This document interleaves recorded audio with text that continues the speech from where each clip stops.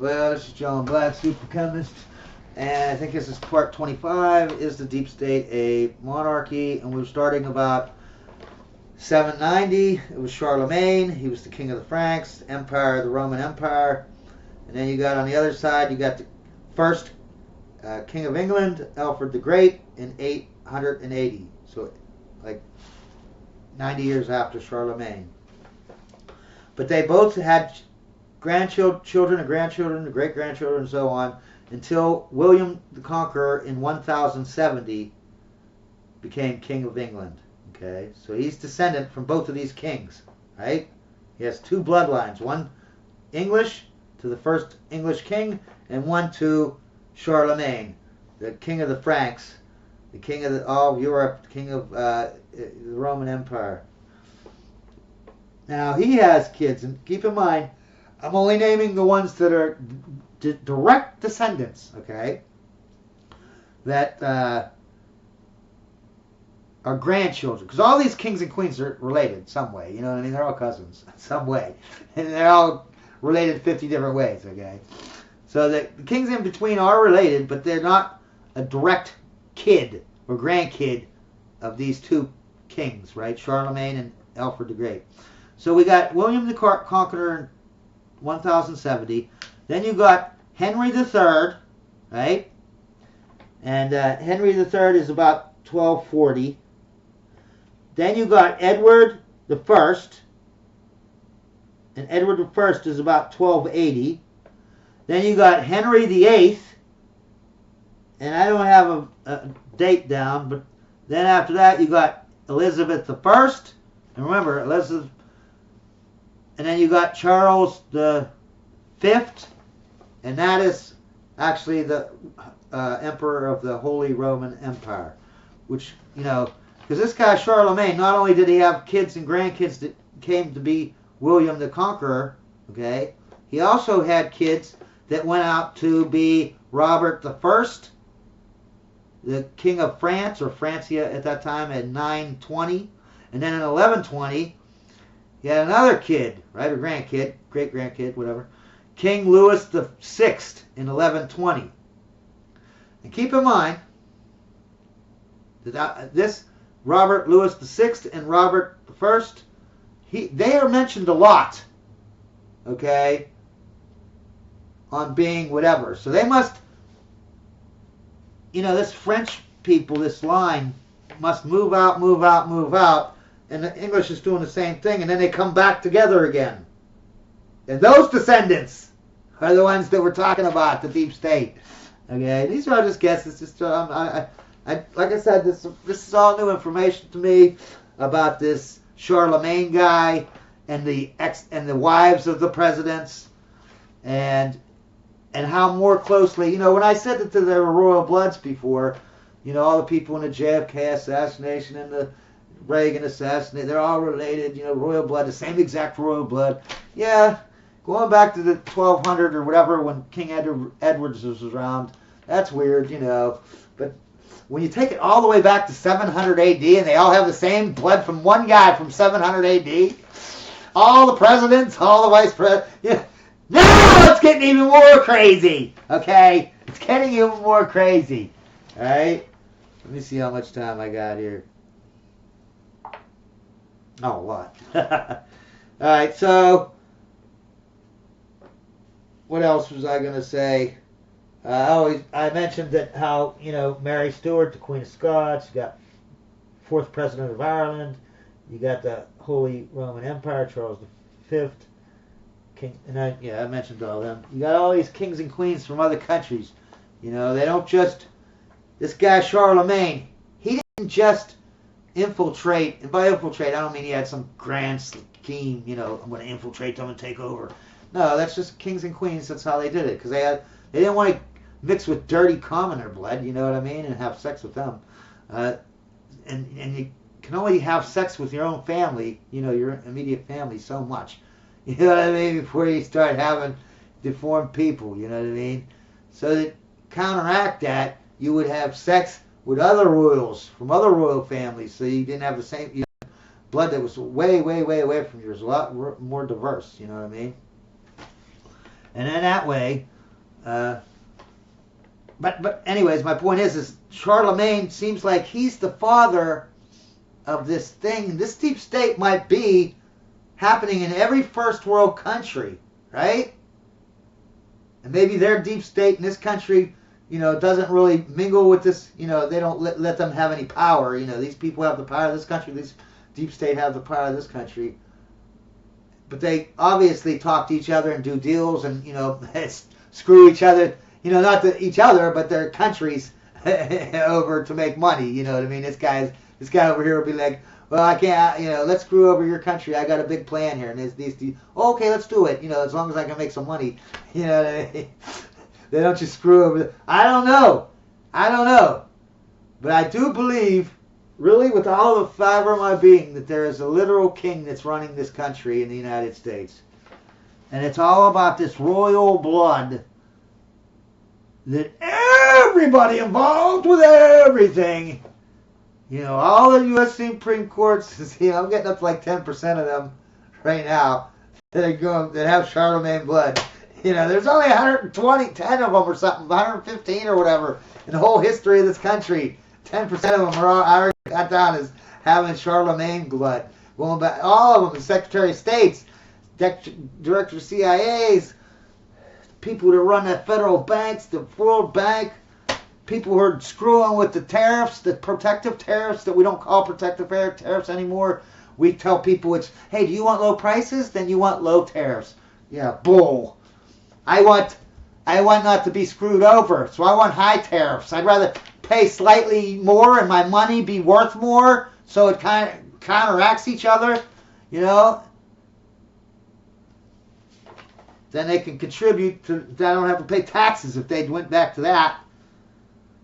You can make other countries pay or these rich people in our country, this deep state that want low tariffs so they can go over and get slave labor. Yeah, well, if you like slave labor, yeah, I guess you do like low tariffs, you piece of garbage, you. But I wanted to also bring up about the Mayflower, okay? And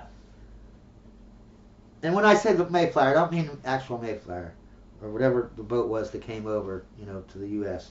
I'm talking between 1635 and 1640, and there's always anomalies or, exceptions to the rule, but it seems like those people are important, okay? Like, George Bush has 60 grandparents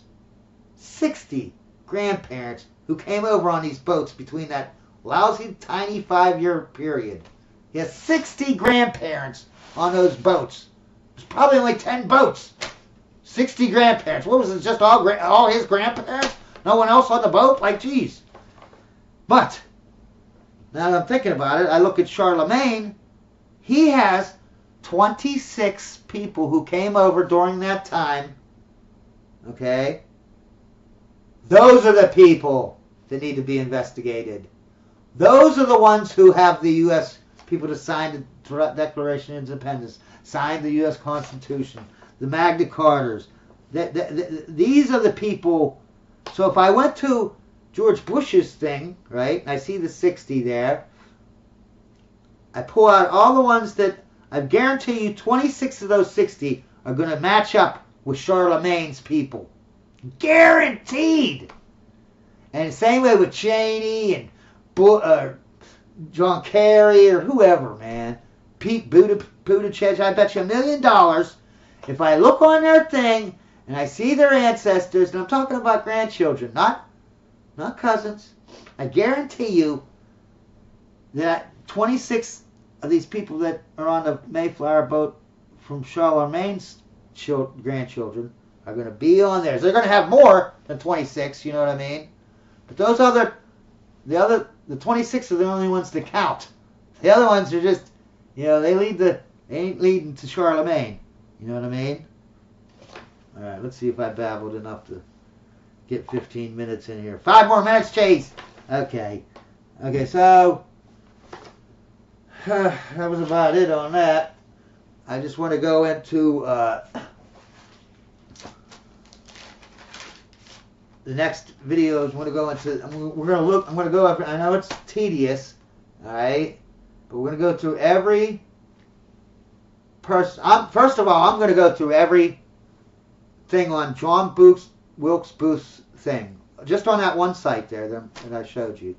And I'm going to see. No, I'm not going to go to John Wilkes. I'm going to go to Charlemagne's. I'm going to go to Charlemagne's thing, and all of his grandsons. No cousins and stuff like that. No. All grandchildren. Okay. I'm going to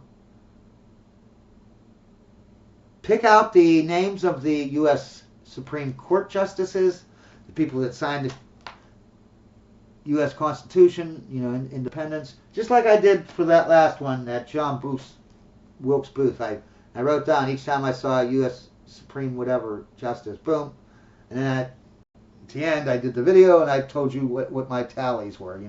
There was 4 that were wives of the president. There was like 12 or 13 had signed to Magna Carta, and blah blah blah blah blah.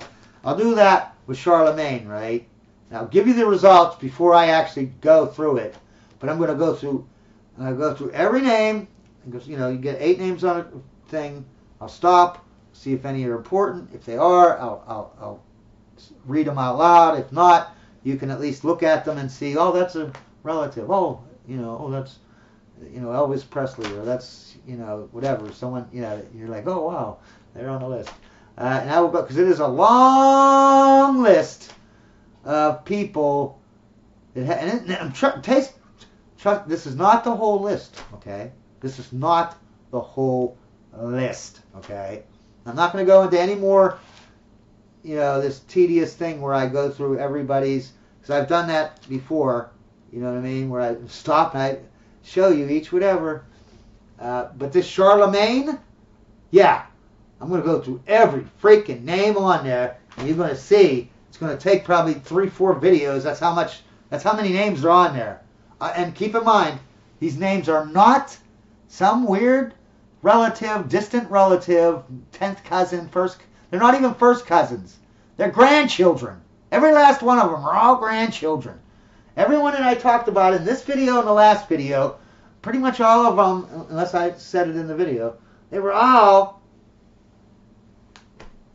this mega royal blood that goes all the way back to, I should have counted up the presidents. I'll count up the presidents.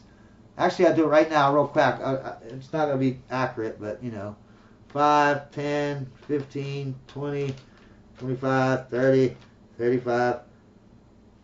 About 40 names on here that are presidents already. 40 names of presidents, okay? At very least 35, okay? Because I just counted it sporadically, and some of them aren't presidents. At least 35 have royal blood to go back to. Now, actually, it's probably 30 because some of these are vice presidents that have never been presidents. So say 30 to 35, right?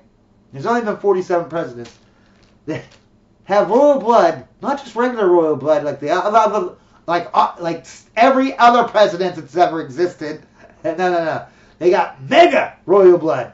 It goes all the way back to what? 880.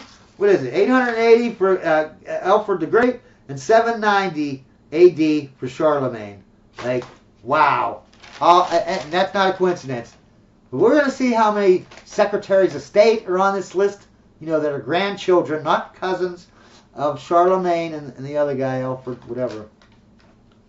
We're going to see, okay, which one, because you're going to see there's going to be so many. I'm guaranteeing you that 90% of the United States Supreme Court, because there's only like 114 Supreme Court justices in the whole history, I'm guaranteeing, I would bet, I don't know, but I would bet 90% of them are royal blood, and at least 50% are royal blood that go all the way back to this guy, Charlemagne, the king of the Franks, the emperor of the Roman. He had like 100 titles. The emperor of the Roman, whatever, empire. But it's not about royal blood, huh? It's not even about royal blood. It's about a specific royal blood. It goes back to Alfred the Great and Charlemagne.